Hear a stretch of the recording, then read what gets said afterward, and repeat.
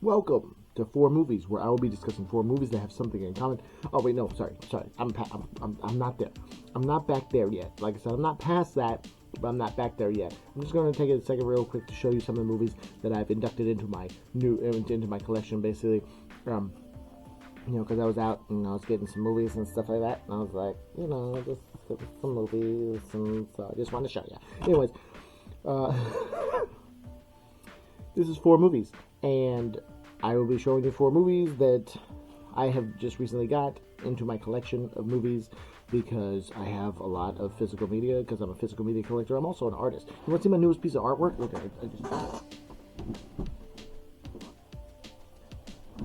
this is not something I usually do, but I went ahead and did this. And then I did a gloss, like a paint. I painted it with a gloss finish, and it turned out looking pretty good in my personal opinion. But yeah.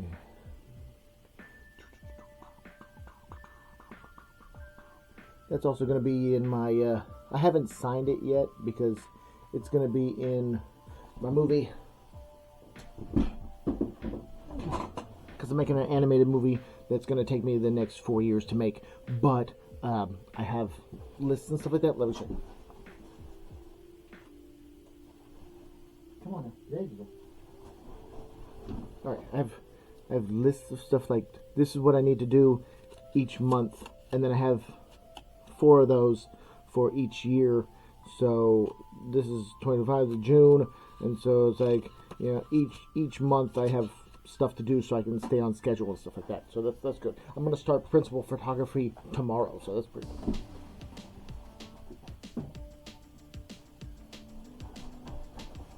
And hopefully it turns out awesome because I want to submit it to South by Southwest and stuff like that. So that would be pretty cool. Maybe even what's that other one? Canal? No. Cans? I don't know. I don't know if I can get into cans. I don't think I have that kind of cred.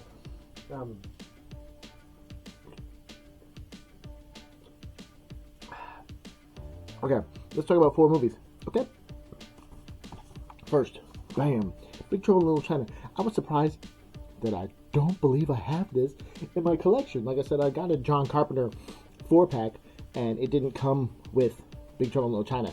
But that is how I have They Live and The Thing and Prince of Darkness and whatever other movie.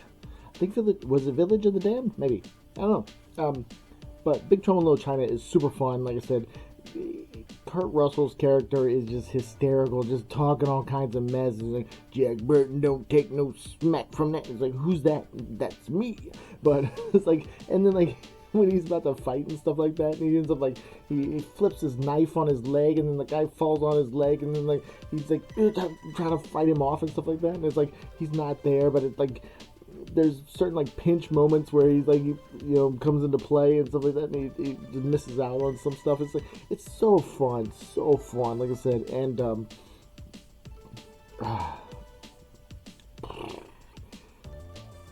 this is just like, I wish that they would have made another one, or they like somehow was able to expand on the lore of this. Like, this is one of those things where it's like, it was an interesting world that was built, and I just would love to see where it went after that. Supposedly The Rock is making a remake, but I don't know.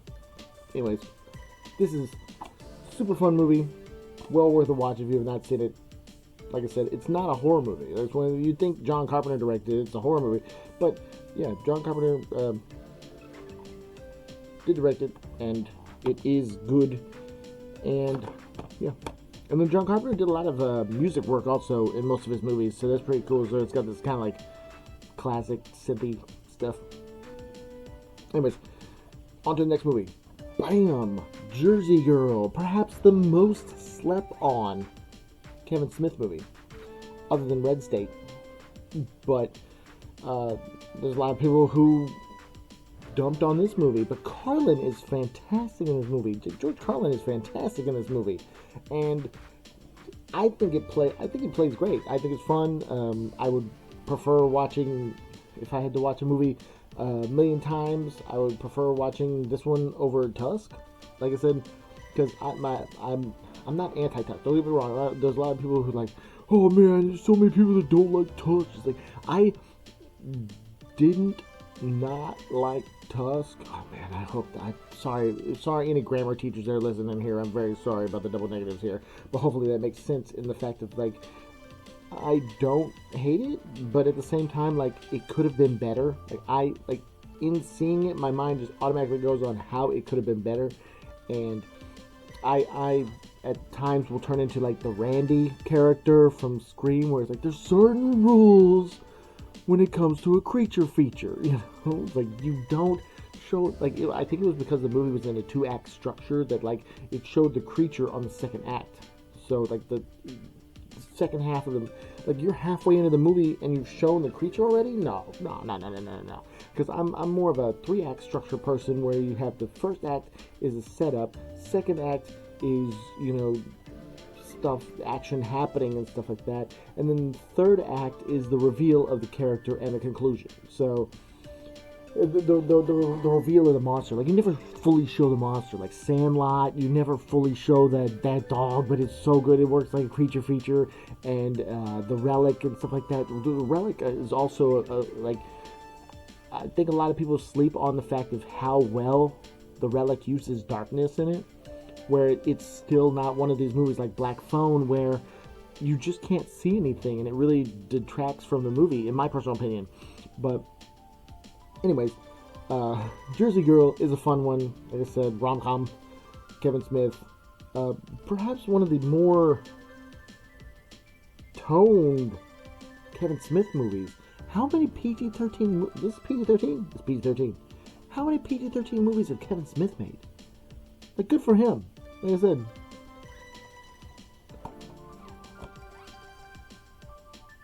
Yeah. Like I said, because Kevin Smith has a really good way of writing, but it's one of those things where he can say this stuff where it's like Jay and Silent Bob-esque, and it's just raunchy, but then have like on Jay and Silent Bob Reboot, oh no, this, but then have like Ben Affleck's character have this profound monologue that's like so good and just amazing. And like I said, he's got away with dialogue, but like this is one of the movies that it is well worth a watch. If you're a Kevin Smith fan, definitely check it out. Another Kevin Smith movie. Well, it's not even a Kevin Smith movie, but there's a movie called Catch and Release. That like if you're gonna watch this, you can go watch Catch and Release. Kevin Smith is in that movie as one of the characters. I'm pretty sure he didn't direct it, but it's pretty interesting. Jason Biggs in there, American Pie guy. Well worth a watch. Anyways, bam! The next movie is Brick Mansions.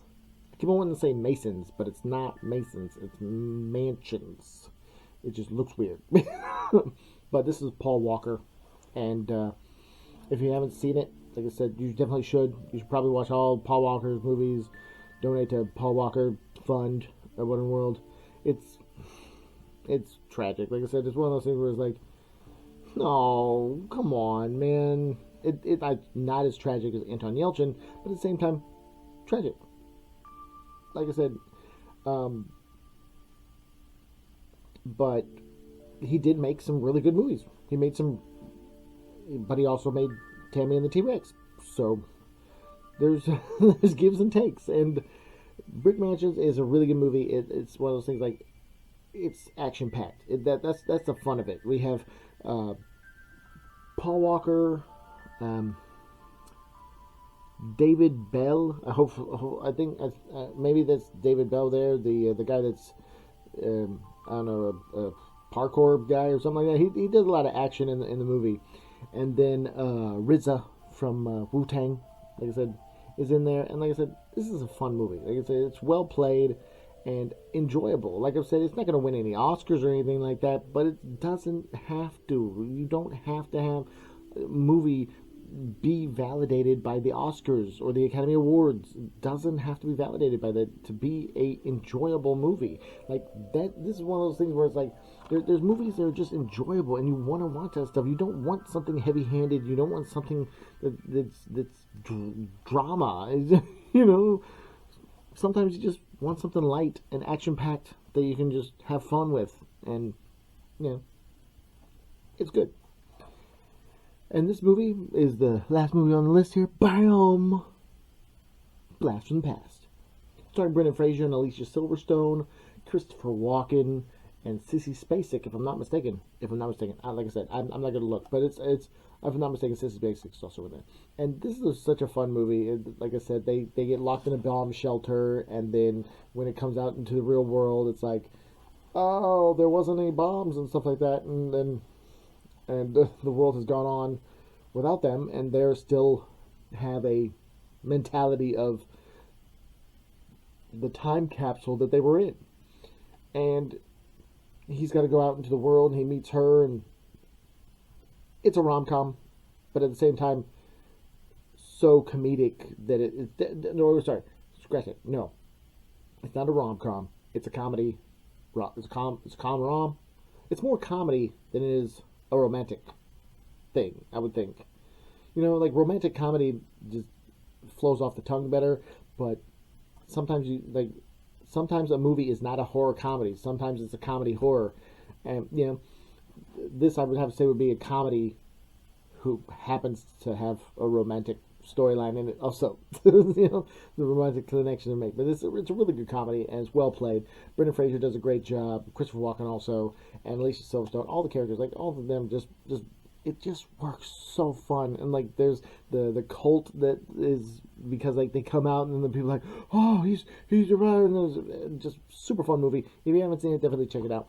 I've been going on for a while, and thank you so much for listening. If you've made it this far, you are awesome. Stay awesome. I do a video a day, and until I get a silver play button or a gold play button or run out of my physical media collection to show you.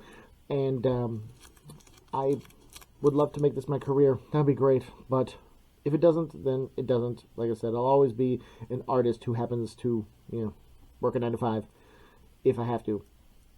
But thank you so much for watching, and tune in tomorrow, and I'll be showing more videos soon.